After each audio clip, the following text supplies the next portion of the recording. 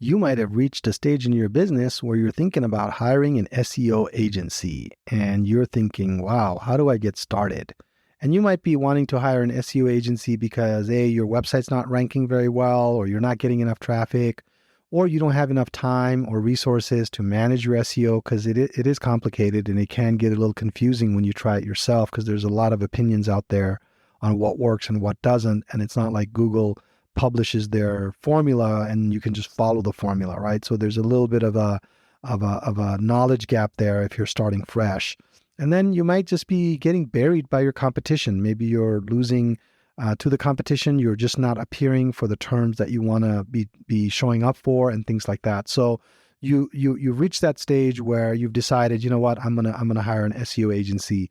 And this was the kind of question that John Mueller, who is the Google search advocate, he posed that question on Twitter recently.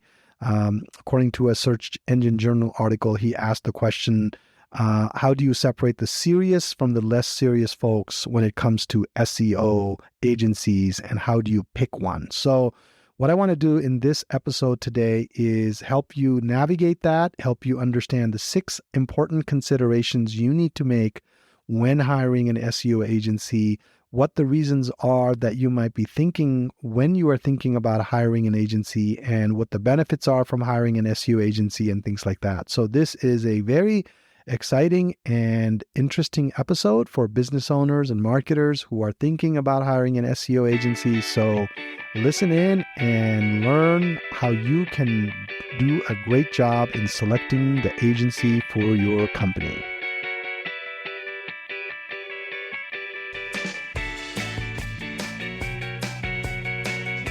Welcome to the latest episode of Corner Your Market. I'm your host, Sailesh Kimide. In this podcast, I talk about all things digital marketing, from website design and development to SEO and PPC, as well as paid advertising, email marketing, social media, and anything in between. If you're a small business owner, a marketing manager in a company, or an entrepreneur, this podcast is for you. So tune in every Thursday at 10 a.m. You'll gain some practical insights, new strategies, tactics, and tools that will help you grow your business. To subscribe, go to corneryourmarketpodcast.com and select the podcast app of your choice. Then you can hit subscribe within those apps. That again is corneryourmarketpodcast.com. Also, don't forget to like and share our individual episodes. You can also leave a review in the app once you've listened to one of our episodes.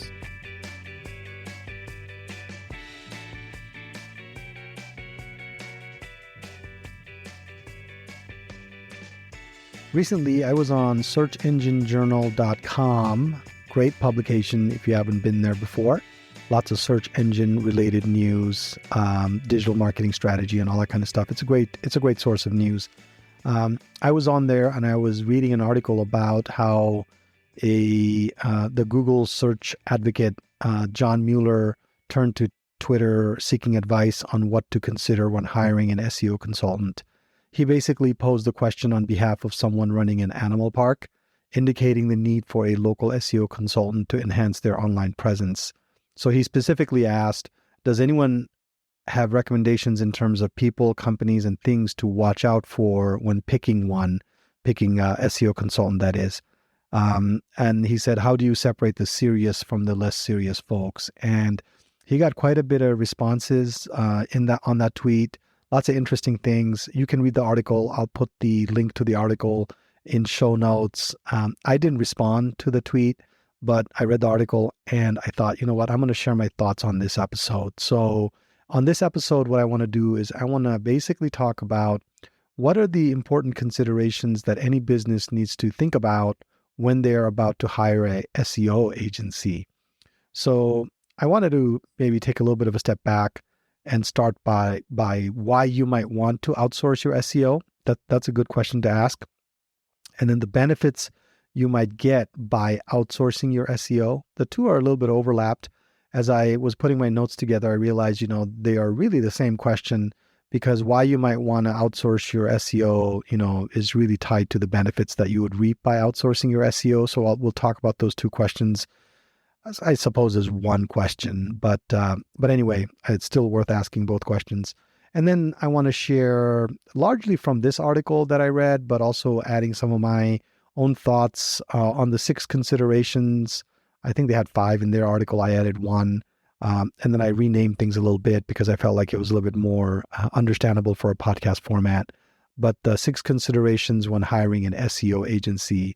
And just to kind of give you a little bit of a teaser, the 6 considerations are customized strategy, transparency, track record, ethical practices, update on latest changes, meaning how updated are they on latest changes, and then obviously budget and cost and how much you're willing to pay.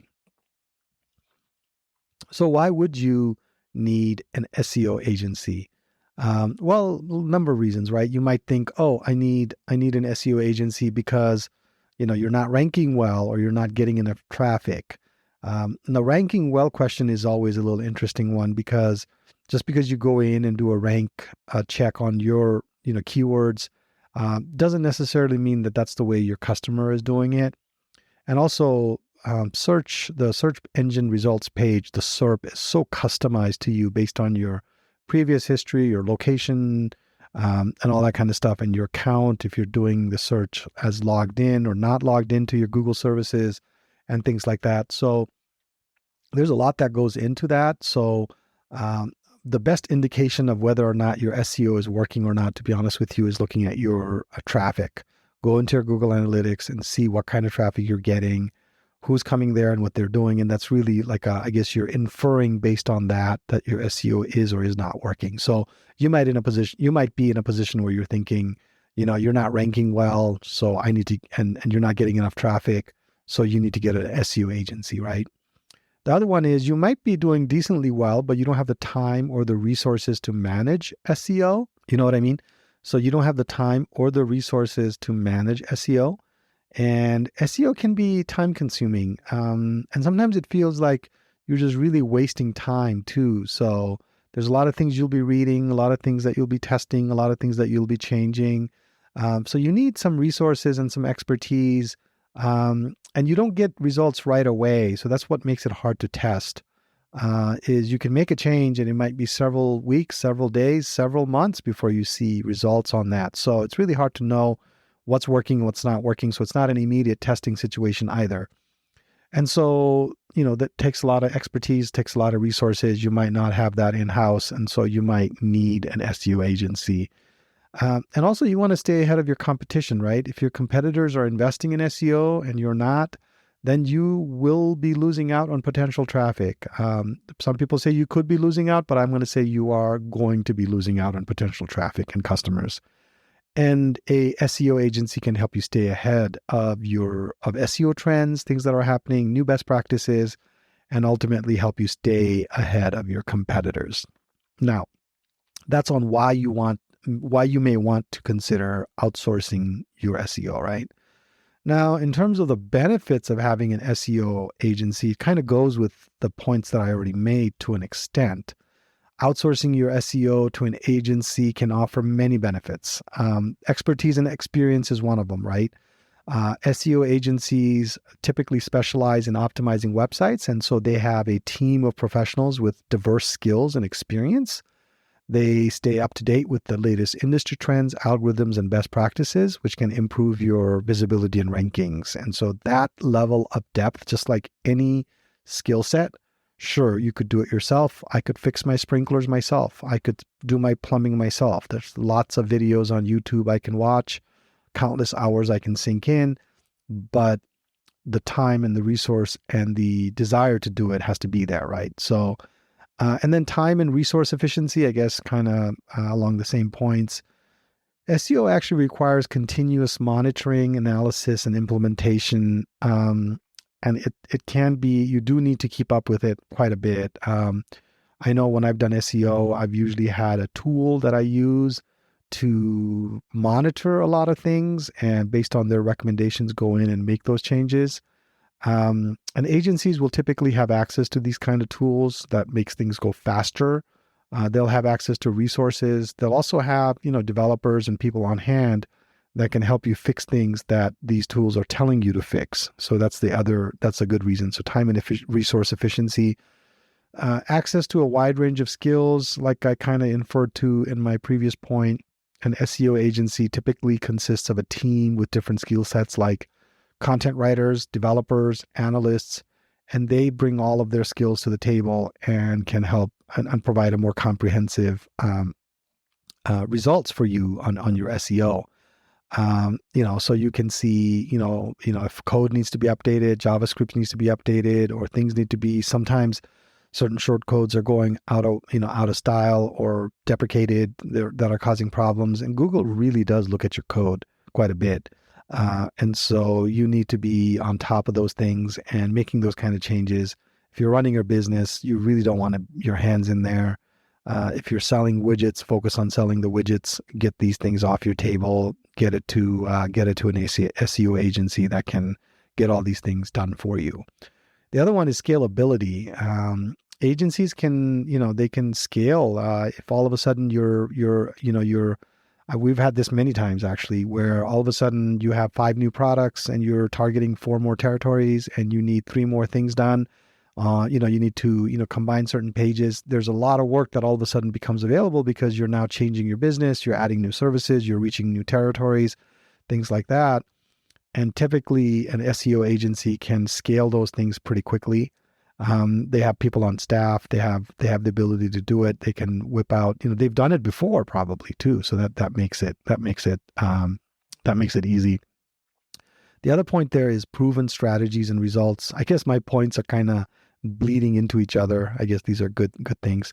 But proven strategies and results, this is a big one in my opinion, because a lot of times you can read a lot of things about how to do SEO, but you don't really know how effective it's going to be or what the downside is or what things you need to consider when you're doing it.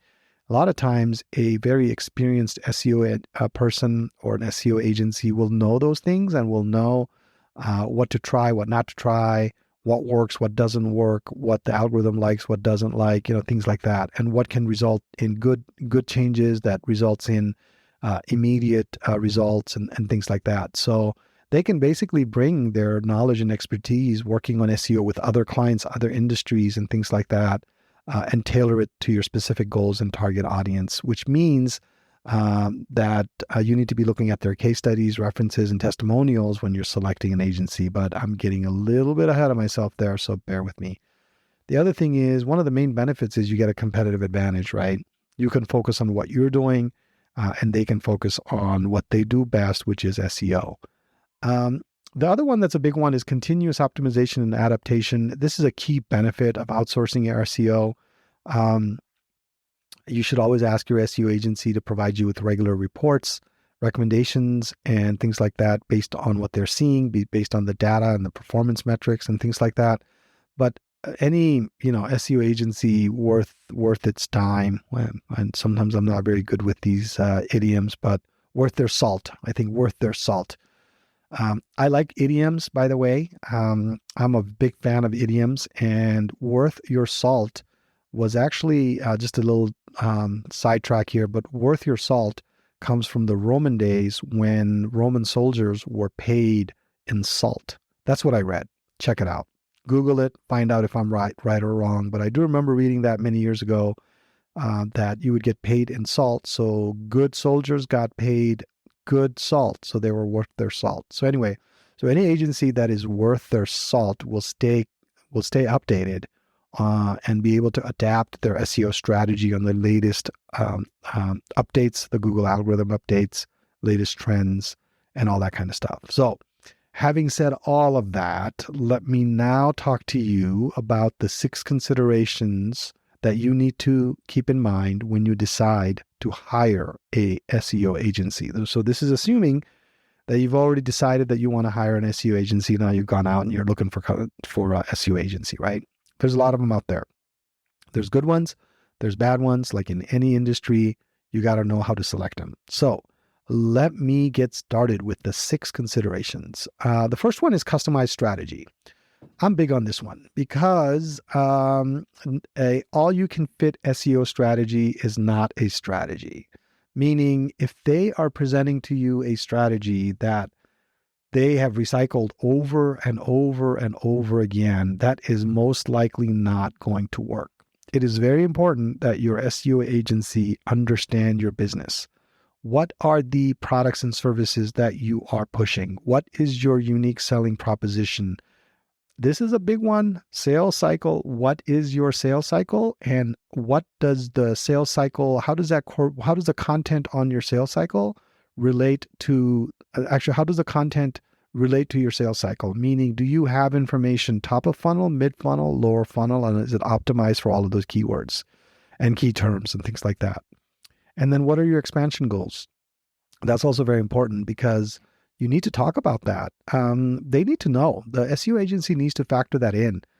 If you're planning to, expand in 3 different cities in the next 6 months, then the SEO strategy is not something that turns on a dime. So you need to account for that when you're building an SEO strategy today. And then how are you currently getting clients and customers? That's something I ask all the time. Like, okay, so you want to do SEO with us? How are you getting your clients and customers right now? Referral, pay-per-click, Facebook, Instagram, walk-ins. How are you getting them right now? And how does that now relate to SEO? It's a very important question to ask. And then how would you like to get clients and customers in the future? Now you're approaching me for SEO. How do you want to get clients and customers in the future? Oh, we want this to be more automated. Oh, we want this to be more digitized. Oh, we want this to be more engaging. We want to filter out, the ones that are just kicking the tires. Kicking the tires, I think, comes from the car lot days. Idioms. Anyway, so a lot of questions there to ask, to be honest with you, and you should be having these discussions with your SEO agency. And if the SEO agency that you are talking to is not asking you these questions and is not wanting to understand your business and is not wanting to understand the products and services you sell, and that agency does not have a good understanding of your unique selling proposition, then the strategy that they present to you is probably pretty generic and it is probably not going to work as well as it should. Okay. So if somebody wants to work with me, for instance, on SEO, I have a 3-page questionnaire I need filled out. I need to jump on a call. I need to understand your business. I need to spend some time going over your website, what you're doing right now. I need to understand your customers. I need to understand all these different things. So you need to be able to fill out this questionnaire. We can do it over the phone. We actually do it over the phone. Let's go over this together. Let's get this thing understood. And then we can pretty much then build a SEO strategy based off of that, right? So a lot of the SEO strategy involves content, right? Content marketing, content creation, content positioning. So you really can't do that effectively if you don't have a fundamental understanding of the business. So any SEO agency that does not understand your business is probably not going to deliver the results that you are seeking with your SEO outsourcing. So that's point number 1. Point number 2 is transparency. I'm big on this one as well. I want to explain the strategy, the goals, what you can expect to my clients. And any SEO agency that is worth their salt, again, that term again, that idiom again, they should be willing to go over that with you. What are the goals? What is the strategy? What are the tools that they're going to use? What are the methods that they're going to deploy? Do they have a strategy for, XYZ, link building? What do they think about that? What about the things about guest blog posts or acquiring links?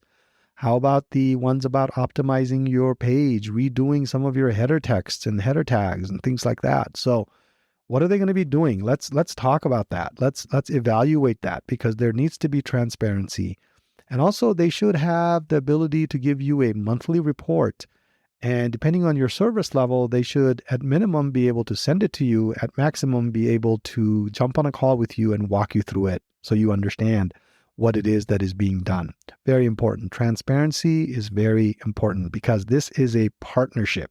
This is not a go into a black a sealed room and develop the negatives and bring it back and show it to you, right?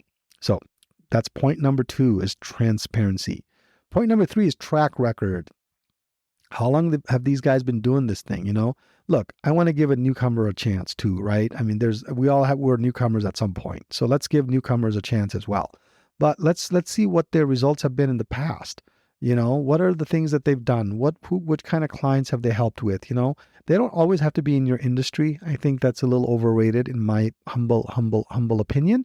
They don't always have to be in your industry, but if they have a good track record of doing SEO, then they're probably really good.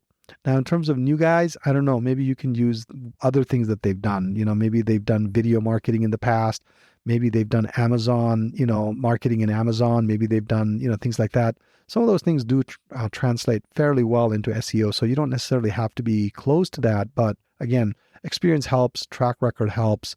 And if they can provide you with a case study, I know people get really weird about sharing client data and stuff like that, but you could share it anonymously.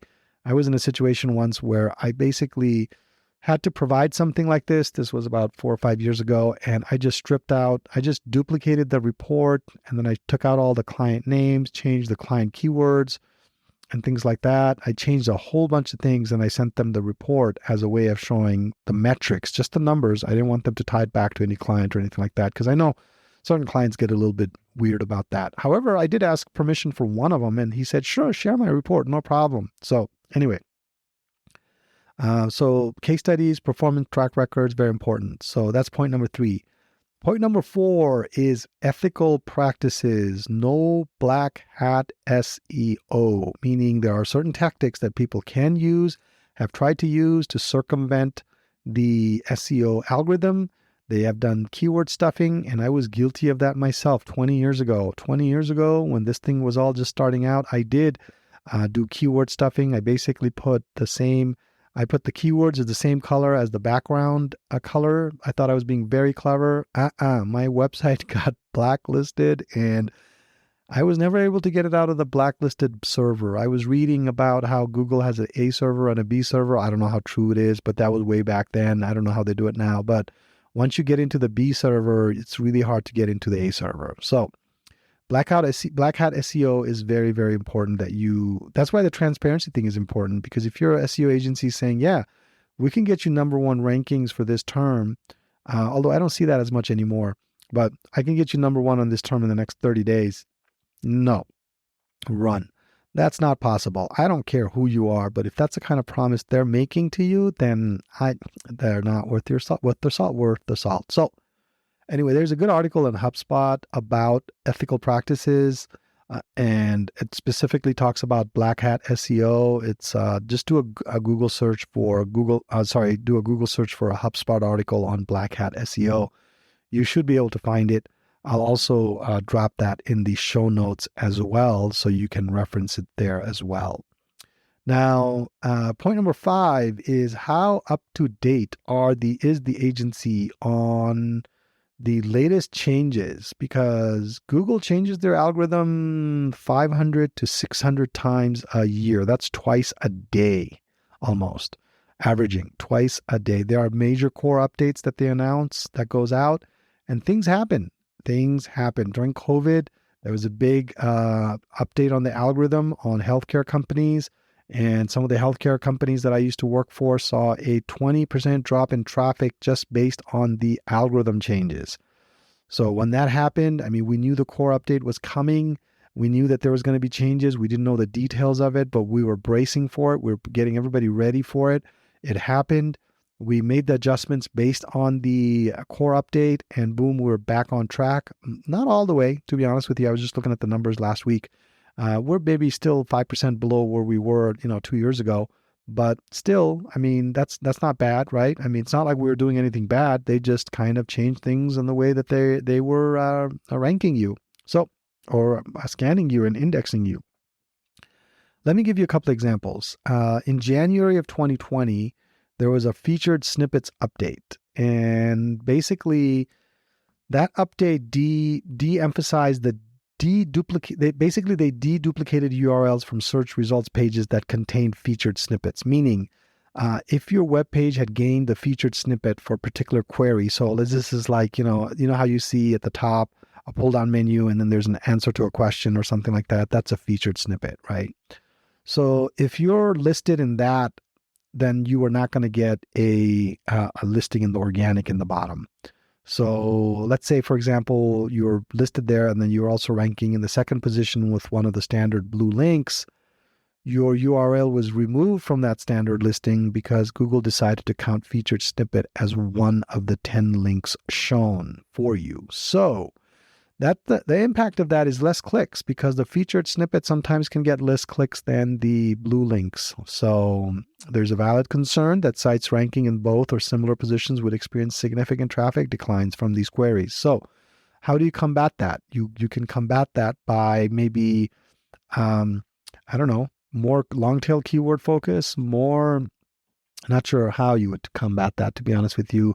I think you just have to maybe create different content pieces that targets the ranking and not the featured snippet. So you have variety of content that does both so that you can be on both in slightly different queries. I would think that would be a way to address that. There's another one, the product reviews update of April 2021, where, you know how people just leave a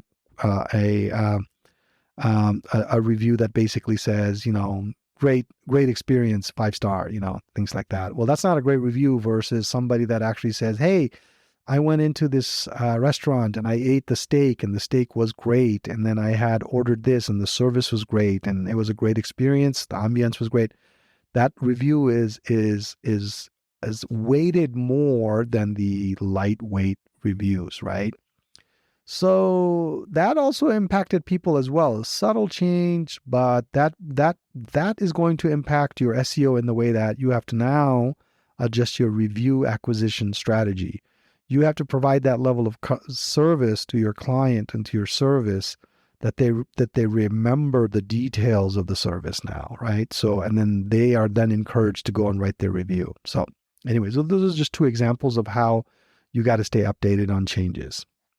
Actually, I think I gave you 3 examples because I also gave you my own example of my own healthcare experience. So now the 6th point is budget. I know. How much are you willing to pay for SEO? Well, it depends. How valuable is this to you?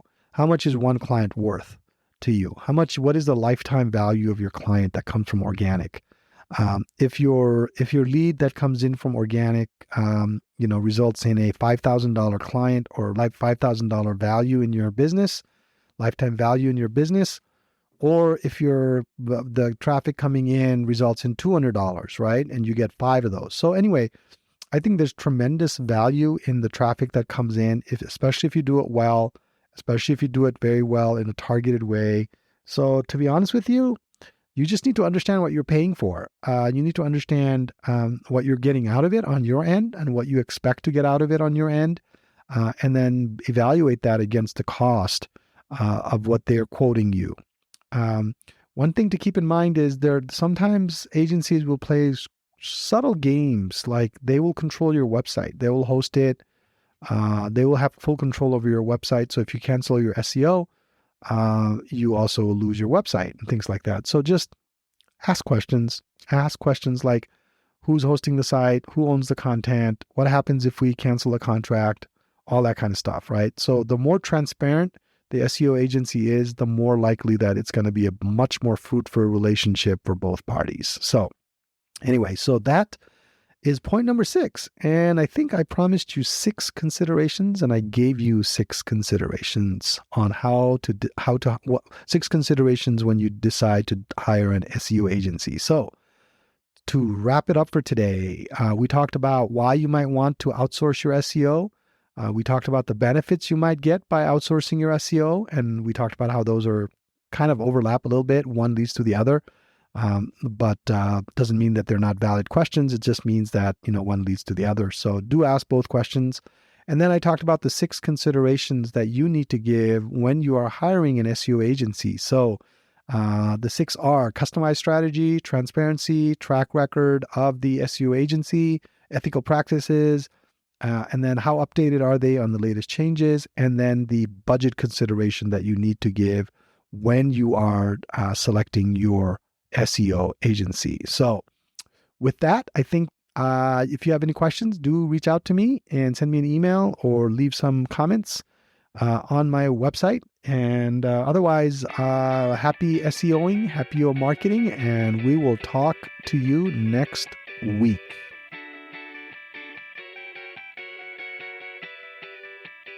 If you're a small business owner, a marketing manager at a company, or an entrepreneur, please tune in weekly. You'll gain some insights, tips, and tricks, and be a bit more enlightened when it comes to digital marketing. I promise you, if you implement the strategies, tactics, and tools I discuss in this podcast, your business will definitely grow. Please subscribe to this podcast. You can do so by going to corneryourmarketpodcast.com and subscribe with the listening platform of your choice. That URL again is corneryourmarketpodcast.com. Don't forget to like and share this episode with your friends and colleagues. Also, don't forget to leave a review. Those mean a lot to me and can help others that would benefit from the information I share. Finally, I would love to hear from you. I love getting listener emails. So if you have questions, feedback, or any general comment about the topics I discuss on this podcast, feel free to send me an email. I will be sure to share and discuss your feedback on the air if it will benefit our listening audience. You can write to me at connect@corneryourmarketpodcast.com. Just put listener comment in the subject line. That email again is connect@corneryourmarketpodcast.com. And again, please put listener comment in the subject line. Thanks for listening today. I look forward to being back next week. Until then, be good and do good.